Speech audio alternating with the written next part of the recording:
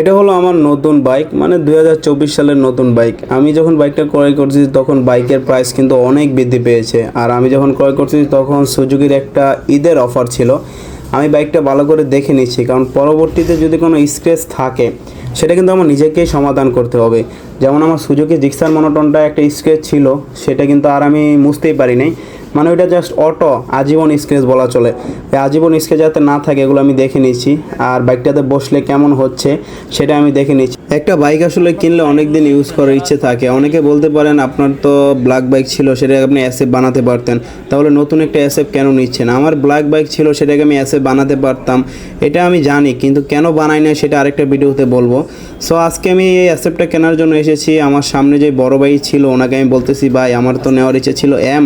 So এমের কিন্তু ground clearance অ্যাসেপ থেকে অনেক বেটার। মানে বেটার বলতে দেখা যাচ্ছে 2-3 ইঞ্চি এদিক সেদিক হয় বা 4-5 ইঞ্চি এদিক সেদিক হয়। সো এম এর গ্রাউন্ড ক্লিয়ারেন্স ভালো দেখে আমার চিন্তা ভাবনা ছিল এম নেওয়ার। আর এম একটু এক্সপেন্সিভ। আমি যখন বাইকটা ক্রয় করি তখন অলমোস্ট 6 লাখ পড়ে যায় যদি আপনার অফিসিয়াল বাইক নিতে যায়। আর আমি যে বাইকটা ক্রয় করেছি এটা প্রায় 350-এর মতো আমার পড়েছে। এখন অনেকে বলতে পারেন এই বাইকটা তো ওভার প্রাইস। হ্যাঁ, আমি নিজেও বলি এটা ওভার প্রাইস বাইক। এই বাইকের প্রাইস এত হওয়া উচিত না। এই বাইকের প্রাইস যদি 3 লক্ষ টাকার ভিতরে হতো তাহলে সবচেয়ে বেটার হতো। আমি সবাইকে সাজেস্ট করতাম এই বাইকটা ক্রয় করার জন্য। আমি নিজে আসলে যখন বাইকটা ক্রয় করি তখন এত একটা ভেবেচিন্তে ক্রয় করি নাই। আমি জাস্ট ভালো লেগেছে এ থেকে ক্রয় করে নিয়েছি। আপনারা যদি বাইক ক্রয় করেন অবশ্যই নিজের চিন্তাকে প্রাধান্য দেওয়ার চেষ্টা করবেন, কারণ দিন শেষে বাইকটা আপনিই চালাবেন। আমার কাছে যেমন এই বাইকটা ভালো লেগেছে এই কারণে আমি এটা ক্রয় করেছি। আপনার কাছে যেটা ভালো লাগে আপনার সেটা ক্রয় করবেন। এখন তারা বাইকটা অবশ্য নিচে নিয়ে যাচ্ছে, নিচে নিয়ে তারা সার্ভিসিং করবে, মানে আনুষঙ্গিক যত কাজ আছে সেগুলো কমপ্লিট করবে। আমি বাইকটা সম্পূর্ণ ক্যাশেই নিয়েছিলাম। আমার যে বাইকটা ছিল সুজুকি জিক্সার মনোটন, সেটা কিন্তু সেল দিয়ে দিয়েছি। আমি কত টাকা সেল দিয়েছি সেটা হলো 1,95,000 টাকা সেল দিয়েছি। 1,95,000 টাকা কীভাবে সেল দিয়েছি সেটাও একটা বিশাল ঘটনা, সেটার একটা ভিডিও আপনারা পাবেন অবশ্য। সো অ্যাসেপটা আমি নেওয়ার অনেক দিনের টার্গেট ছিল। আমি যখন সুজুকি জিক্সার মনোটন নেই তখন থেকে অ্যাসেপটা নেওয়ার টার্গেট ছিল। সো তারা এখন নিয়ে যাচ্ছে নিচে। আমি কিন্তু সুজুকি প্রিমিয়াম থেকে বাইকটা ক্রয় করি। আর বাইকটা ক্রয় করার পর আমি বুঝতে পারি প্রিমিয়ামের সার্ভিস কতটা বাজে। মানে প্রিমিয়াম কাগজ দিতে আমাকে প্রায় 1 মাস লাগিয়েছে। এই বাইকটার কাগজ করতে তারা 11,000 টাকা নিয়েছে, কিন্তু কাগজ দিতে 1 মাস সময় নিয়েছে। আমার থেকে আরও 2,000 টাকা বেশি নিত। তারপরও তারা যদি আমার কাগজটা তাড়াতাড়ি দিয়ে দিত তাহলে কিন্তু বেটার হতো। কারণ আমি এই বাইকটা নিয়ে বান্দরবন ট্যুর দিয়েছি, ট্যুর দিতে পারিনি, আরও অনেক ট্যুর মিস হয়েছে। নিজের বাইক না থাকে তাহলে অবশ্য দেওয়া যায় না। নিজের বাইক দিয়ে ট্যুর দেওয়ার মজাই আলাদা। সো আপনারা এখন দেখতে পাচ্ছেন বাইকটার আউটলুক। আমি বাইকটা জাস্ট নিয়েছি কালারের জন্য বলা চলে। সো কালারের জন্য আসলে বাইক কেনা উচিত না। আপনারা যদি বাইক নেন অবশ্যই নিজস্ব চিন্তাধারাকে প্রাধান্য দিবেন। কোনো ব্লগারের ভিডিও দেখে বাইক ক্রয় করবেন না। আমি যদি টাকা পয়সা আমার থাকতো তাহলে আমি এম নিতাম। এম বাইকটা অনেক বেটার এ বাইক থেকে। সো আপনারা দেখছেন যে এখন তারা ফিটিং করতেছে। আর সুজুকি রাইডার জোনের সার্ভিসটা আমার বেটার মনে হয়েছে সুজুকি প্রিমিয়াম থেকে। রাইডার জোন থেকে আমি যখন মনোটনটা নেই তখন তারা আমার কাগজ 2 থেকে 3 ওয়ার্কিং ডের ভিতরে দিয়ে দেয়, কিন্তু সুজুকি প্রিমিয়াম আমাকে অনেক দিন ঘোরাচ্ছে, প্রায় 1 মাসের মতো ঘোরাচ্ছে। 22-23 দিন ঘুরিয়ে তারপর কাগজটা দিছে। আমি দেখে নিচ্ছি সব কিছু ঠিকঠাক আছে কিনা। আর এই বাইকটা কিন্তু আমার লাইফের প্রথম সেমি স্পোর্টস বাইক। এটা কিন্তু ফুল কমপ্লিট স্পোর্টস বাইক না। কারণ কেন স্পোর্টস বাইক না? স্পোর্টস বাইক থাকতে হলে যে সমস্ত ক্যাটাগরি মেনটেন করতে হয় এটা কিন্তু সেই সমস্ত ক্যাটাগরি মেনটেন করে নাই।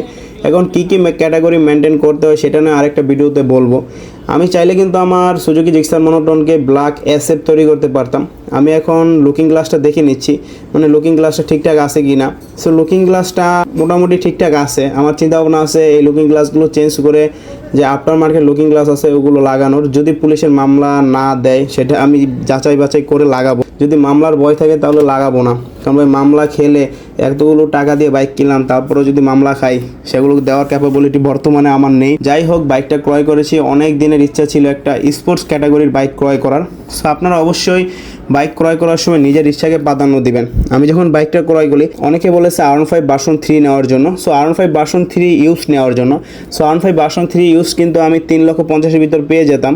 সেটা কেন নেইনি? সেটা না নেওয়ার প্রধান রিজন হলো ইউজড বাইক আসলে কোনো দিনই বেটার না। আমার বাইকটা যার কাছে সেল দিছি সেও কিন্তু কোনো না কোনো অসুবিধায় পড়বে, যেহেতু ইউজ বাইক সেও ক্রয় করেছে। ইউজ বাইক আসলে কিনে মনে সন্তুষ্টটা অর্জন করা যায় না, যেটা নতুন বাইক চালিয়ে অর্জন করা যায়। ইউজ বাইক আসলে ইউজ বাইকের মতনই সার্ভিস দিবে, আর নতুন বাইক আপনাকে নতুন বাইকের মতনই সার্ভিস দিবে। আপনি যদি বেটার সার্ভিস পেতে চান অবশ্যই আপনাকে নতুন বাইক ক্রয় করতে হবে। আমি তাদের দেখাচ্ছি, ভাই আমার হর্ন দুটো লাগিয়ে দেন, দেখেন তাদের সার্ভিসটা কত বাজে, মানে প্রিমিয়ামের সার্ভিসটা কত বাজে। আমি তাদের বলছি আমার হর্ন দুটো লাগিয়ে দেন, অ্যাটলিস্ট দুটো হর্ন। সেই হর্ন দুটো আসলে তারা লাগাতে চাচ্ছে না, তারা বলতেছে এক্সট্রা পেমেন্ট লাগবে 500 টাকা। তারপর আমি বলছি আচ্ছা ভাই ঠিক আছে, আমার হর্ন আপনি রেখে দেন, আমি বাহির থেকে লাগিয়ে নিব, 300-400 টাকার ভিতর কমপ্লিট হয়ে যাবে, বা সর্বোচ্চ 200 টাকার ভিতর কমপ্লিট হয়ে যাবে। পরবর্তীতে এই ডুয়েল হর্ন আমি লাগিয়েছি অনলি 150 টাকা দিয়ে বাইরে থেকে। মানে তারা খালি জাস্ট পাবলিককে কী করে টাকা পয়সা খরচ করাবে, এটাই হলো তাদের মেন উদ্দেশ্য। সো যাই হোক, বাংলাদেশের অফিসিয়াল সার্ভিস নিয়ে অনেক মনক্ষুণ্ণ আছে সবারই যারা অফিসিয়াল সার্ভিস নিতে যায়। আমি হেডলাইটটা দেখে নিচ্ছি কতটুকু আলো দেয়, কারণ হেডলাইটটা মোটামুটি বেটার।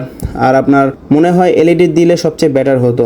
এই সাইড লাইটগুলো মনে হয় তারা এখনও হলিজেন লিখেছে, এলইডি শুধু আপনার যে হেডলাইটটা আছে ওইটাই দিয়েছে। এটাতে কোনো ব্লুটুথ কানেক্টিভিটি নেই, এটা একটা বড় আশ্চর্যের বিষয়, কারণ 3,50,000 টাকা দিয়ে বাইক ক্রয় করতে, 150 সিসির বাইক, ব্লুটুথ কানেক্টিভিটি নেই। হায়ার সিসির যুগে 150 সিসি বাইক ক্রয় করতেছি, হায়ার সিসি বাইকটা আমি ক্রয় করতে পারতাম। হ্যাঁ, 4 লক্ষ হলে আমি কারিজমাটা নিতে পারতাম, কারিজমাটা অবশ্য প্রিবুক দিতে হতো। তারপরও 2-3 জায়গায় খোঁজখবর নিয়েছিলাম কারিজমা পেতাম, কিন্তু কারিজমাটা নেইনি পার্টস অ্যাভেলেবিলিটির কারণে। দেখা যাচ্ছে কারিজমা যারা নিয়েছে তারা এখনও অনেক পার্টস পাচ্ছে না। অনেকের কাছ থেকে খোঁজখবর নিয়ে আমি চিন্তা ভাবনা করতেছি সুজুকি অ্যাসেপ্টটা নেওয়ার জন্য, যেহেতু semi sports bike. So accept বাইকটা আমার অনেক দিনের ক্রাশ ছিল যে অ্যাসেপ্টটা চালাবো 2020 সাল থেকেই। সো অ্যাসেপ্টটা এখন আপডেট করেছে অনেক, এটা সম্ভবত BS5। সো BS5-এ অনেক কিছু আপডেট এসেছে, পাওয়ারটা হালকা পরিমাণ লুজ করা হয়েছে। আগের পাওয়ারটা অবশ্য বেটার ছিল, BS5-এ পাওয়ারটা হালকা পরিমাণ লুজ করা হয়েছে, আর ক্লাসটা অনেক স্মুথ করা হয়েছে BS5-এ। আগের ক্লাসগুলো অনেক শক্ত ছিল। সো আমি দেখছি যে বাইকের আপনার অ্যাসেম্বলি বিল্ডিং কোয়ালিটি কেমন, মোটামুটি ভালো, আহামরি না, মোটামুটি বলা চলে একটা বেটার। আমাকে কাগজপত্র তারা বুঝিয়ে দিচ্ছে, ওই সময় ছবিটা তোলা আপনারা এখন দেখতে পাচ্ছেন।